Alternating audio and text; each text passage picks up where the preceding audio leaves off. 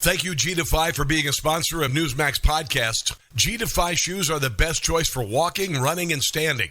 If you spend a lot of time on your feet, these are the shoes for you. G-Defy's patented Verso shock technology aligns your posture and perfects your gait. Go to gdefy.com and use the code MAX for $30 off on orders of $130 or more.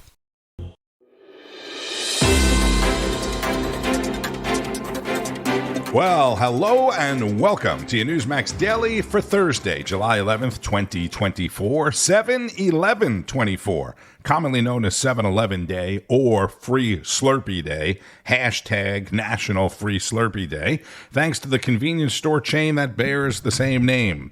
Today's also National Blueberry Muffin Day. It has to be good for you. It has blueberries in it, right? Maybe you can get a blueberry Slurpee to go along with a blueberry muffin. And yes, for the calendar of made-up holiday enthusiasts, there are several other things being celebrated today as well. Meanwhile, in the nation's capital, day 3 of the NATO summit with world leaders from around the globe getting an up-close look at the chaos in Washington. A new poll showing more trouble for the president. I'll get into that in a moment. Meanwhile, 5 Democrats voted yes with 216 Republicans in the House Wednesday to pass the SAVE Act, which would require proof of citizenship to vote. On this vote, the yeas are 221, the nays are 198.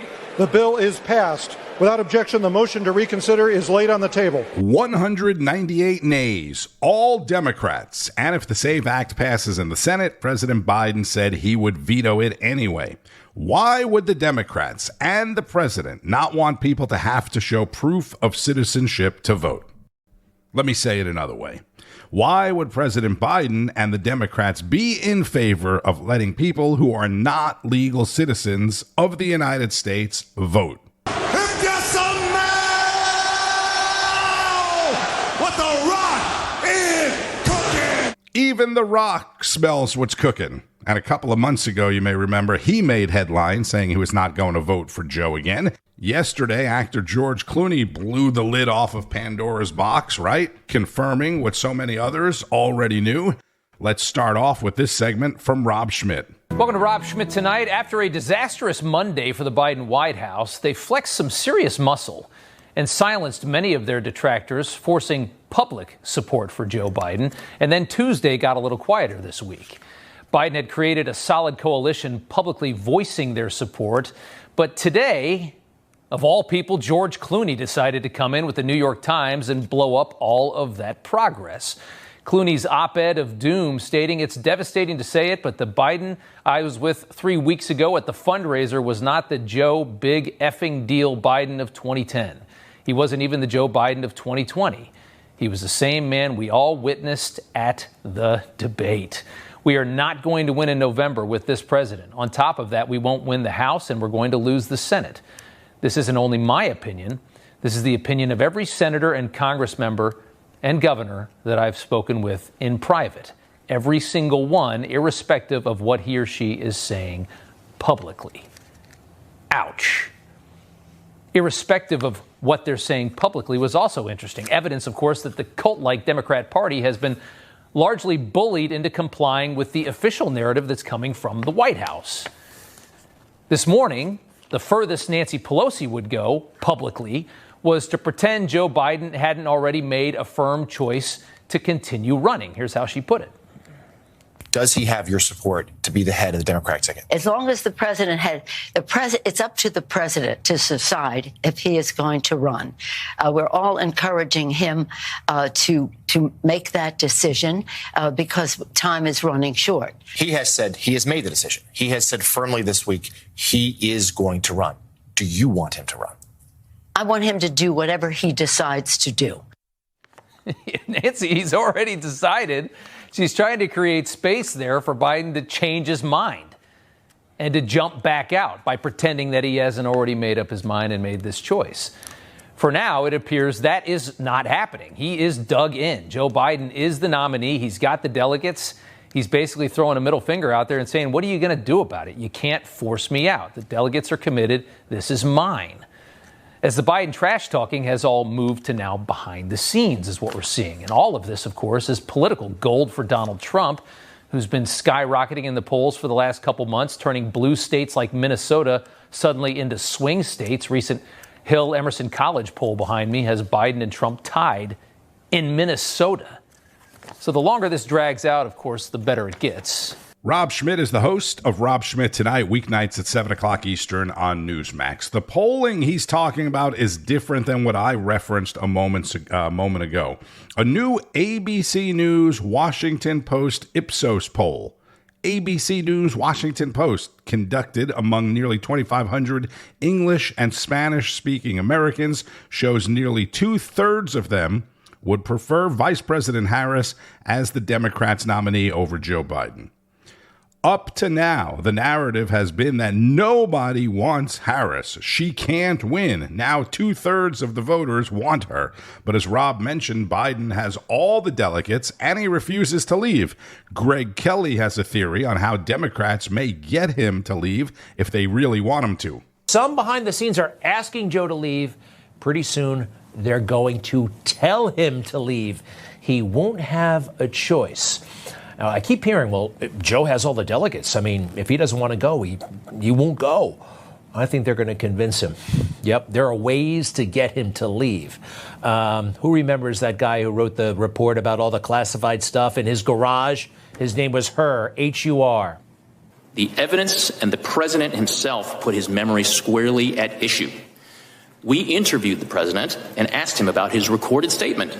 Quote, I just found all the classified stuff downstairs, end quote. He told us that he didn't remember saying that to his ghostwriter. He also said he didn't remember finding any classified material in his home after his vice presidency. And he didn't remember anything about how classified documents about Afghanistan made their way into his garage. So he spent 2 days with Joe Biden in a conference room, recorded the whole thing, and he knows that Joe Biden was lying. He's the one who said Joe at court would present himself as an old man, nice old man with a bad memory, so that's why we're not going to prosecute. And he knows that that audio tape will be devastating for Joe. When he says things like this, random non sequiturs, it's a little bit hard to read, but in this section he said, he's talking about something that happened in law school. President Biden, he called on me, you know how they do in law school, discuss a case, you know, in your first torts class, and I had never read the case, and I stood up and I spoke for 10 minutes. The whole class stood up, started clapping. That didn't happen, by the way.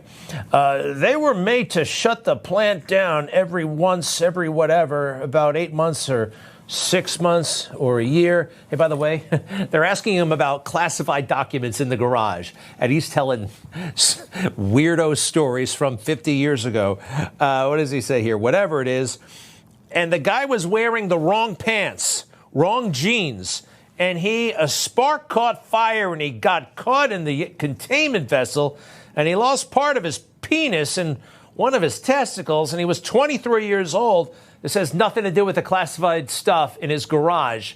This is a way to evade responsibility, run out the clock, delay tactic, whatever, or just dementia. Could be. If we hear that on audio, it could be yet another game changer. Garland refuses to hand it over, okay? Republicans want it.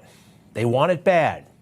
Pretty soon, I think the Democrats are going to release it. That is Greg Kelly, host of Greg Kelly Reports, weeknights at 9 o'clock Eastern. If the Democrats could sabotage Joe, throw him under the bus by releasing the Her tapes, just a theory, but I like it. Politics is so dirty, right? For more on what's happening behind the scenes, we go to someone who is dialed in. NEWSMAX political analyst Mark Halperin on Wake Up America. Let's welcome in political analyst and best-selling author Mark Halperin and former special assistant to President Donald Trump, Mark Lauder. The Marks are back with us. Mark Halperin, we'll start with you. The question, it may have shifted from does Biden drop out of the race to how does that bad debate 13 days ago impact Joe Biden in November? In your opinion, where are we? Are we right now at does Joe Biden drop out, or are we still at what's the impact of the bad debate on Biden in November?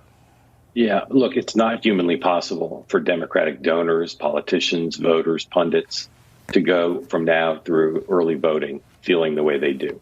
They just have way too much anxiety and dread. So there's going to be another push to get Joe Biden to step down, but the clock's ticking. They probably have about 10 days to do it before the logistics of the nominating process kick in and make it even more difficult. I don't think they'll succeed. And I think the question is, how much of a last gasp is there, either directly appeal to Biden or make public statements to try to pressure him, which obviously are not great for his chances of winning. But most Democrats I talk to don't think he has much of a chance of winning at this point anyway. And since the debate, KJP is really struggling. I don't blame her. She has a lot to answer for, a lot of questions being thrown her way, specifically about the president's health, but they just keep coming up with excuses. Take a listen to what she had to say regarding his debate performance and his cold. One of the reasons that we shared that he had a cold is because during the debate in real time, everybody heard his hoarse voice, and folks asked, and we were able to confirm right away that he had a cold. Look, he pushed forward, right? Many of us have colds, and we still push forward. He's the president of the United States. He understands how important it is to continue to get up every morning, regardless of how you feel, right, to get things done. That's how this president is. I'm sure that's how many presidents before him were as well, when it comes to really not letting a cold get you down. This is not going to let a cold get him down, Mark. That's yesterday, not a week and a half ago. I mean, this just shows you how bad they are at their jobs. You know, obviously, I worked in the White House press office under President Trump.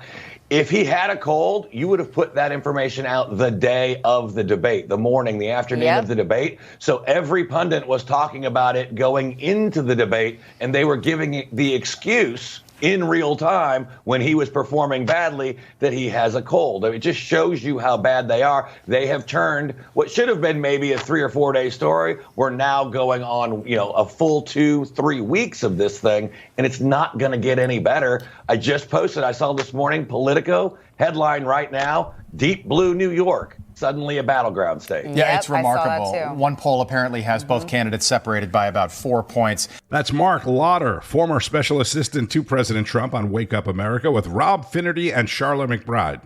We're 13 days removed from that debate.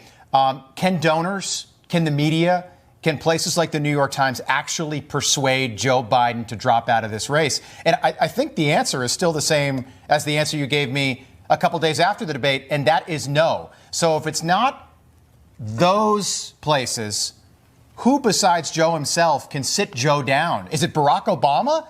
Is it Jill Biden? Is it Hunter Biden, Valerie Biden, Jim Biden? Well, I don't know that any family member would try to talk him out of it. I think the universe is people like Ted Kaufman, who replaced him in the Senate, was his chief of staff, maybe Ron Klain, maybe Nancy Pelosi. There aren't very many people. But he's not inclined to step down. And what's interesting is I asked Democrats who wring their hands to me and say, he's got to get out of the race. I say, well, let's say he's not getting out of the race. What would you recommend he do? Hire a new campaign team, switch his message, switch his campaign tactics. Not a lot of ideas out there, but most of the people aren't even trying. They think his prospects are so beyond redemption. They're so emotionally shell-shocked still. NEWSMAX political analyst and best-selling author Mark Halperin on Wake Up America. NEWSMAX host Lydia Serrani filled in on the Chris Salcedo Show yesterday, and she had a terrific interview with Kentucky Senator Rand Paul. Sir, as a matter of national security, how much danger are we in with Joe Biden at the helm? Well, I think we can't be certain that he is making the decisions, that he is the president. In fact, there are much talk that Joe Biden is running the country as we speak.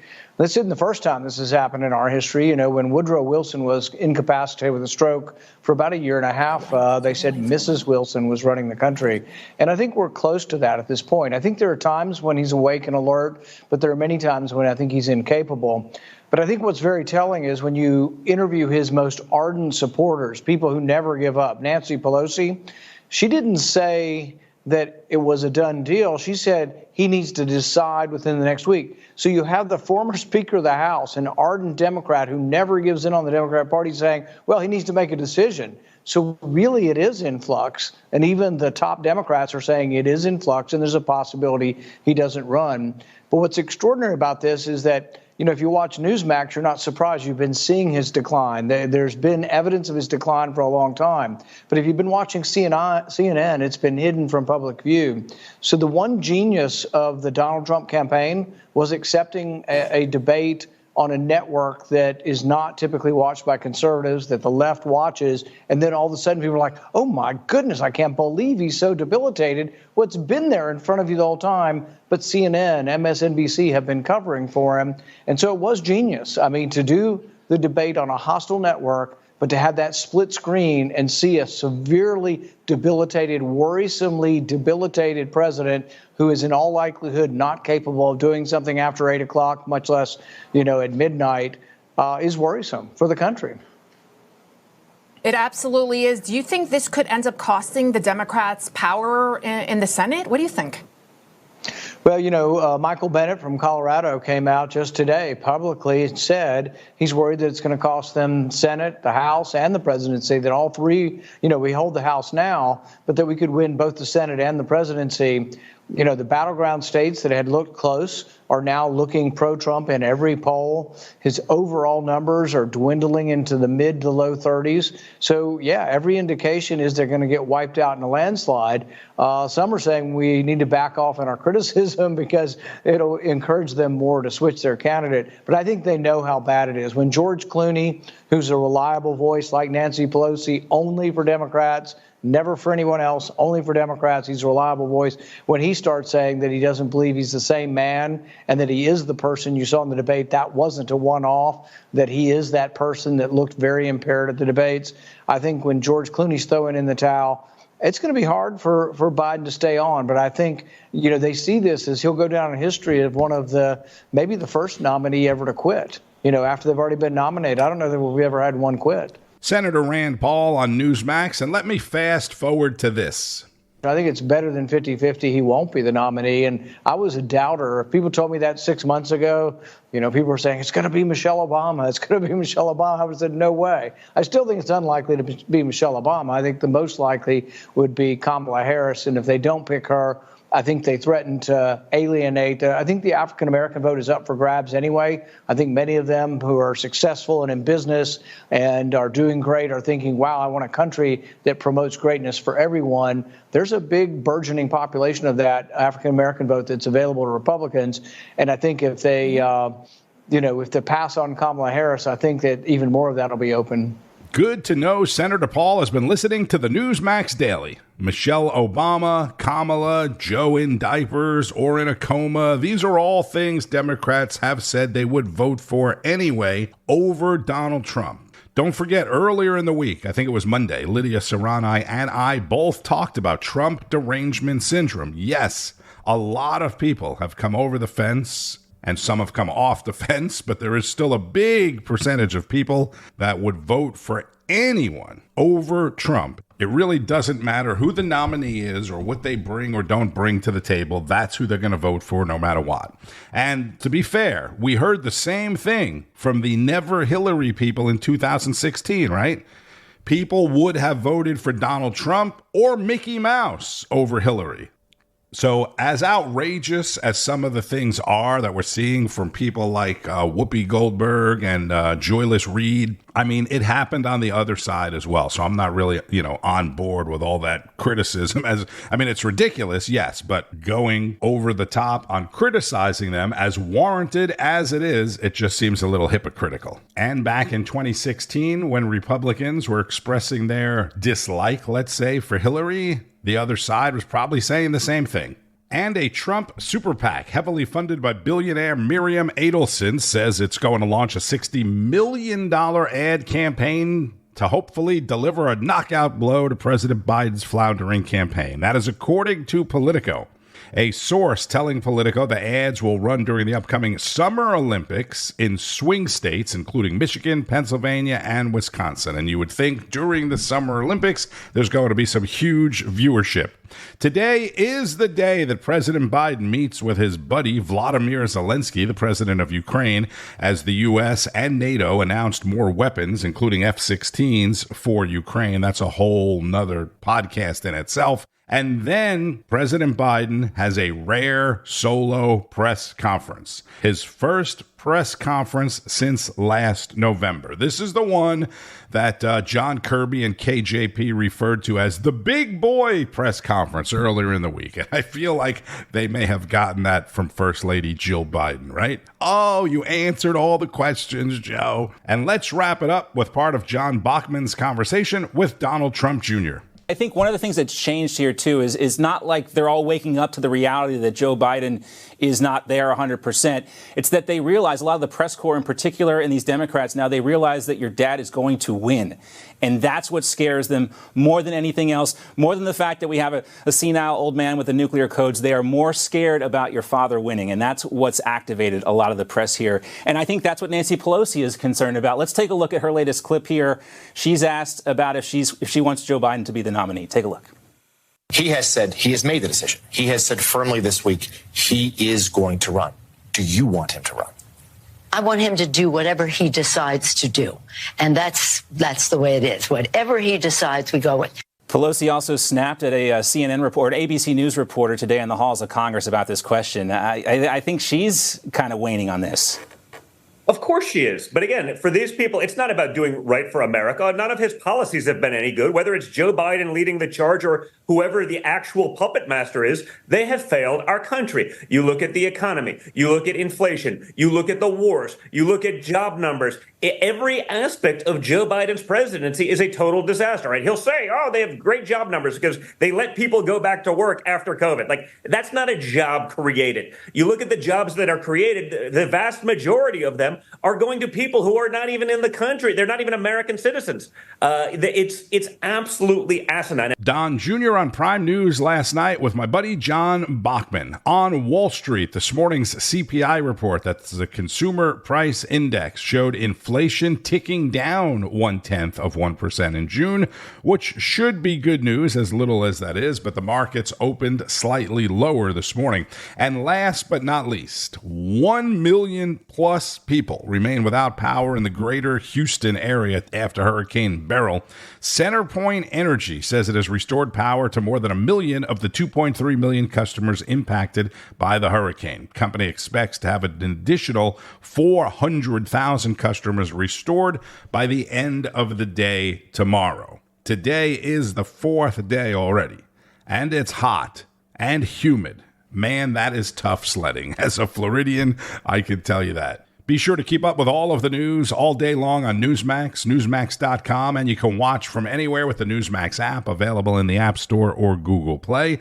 Also, get signed up for Newsmax Plus. If you are not yet watching on Newsmax Plus, go to NewsmaxPlus.com. It includes all of your favorite shows and hosts and great expert analysis from people like Governor Mike Huckabee, Judge Napolitano, political analyst Mark Halperin, Alan Dershowitz, and many others. NewsMaxPlus.com. I'm Tony Marino. Thank you, as always, for listening to the NewsMax Daily podcast. Please subscribe from whatever podcast platform you may be listening on, and keep on fighting the good fight.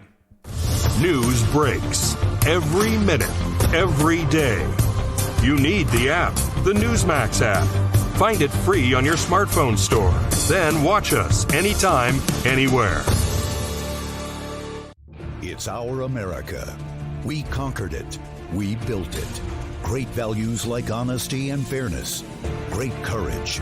A great nation needs a free press. Newsmax is it. 30 million Americans regularly go to Newsmax when they really need to know.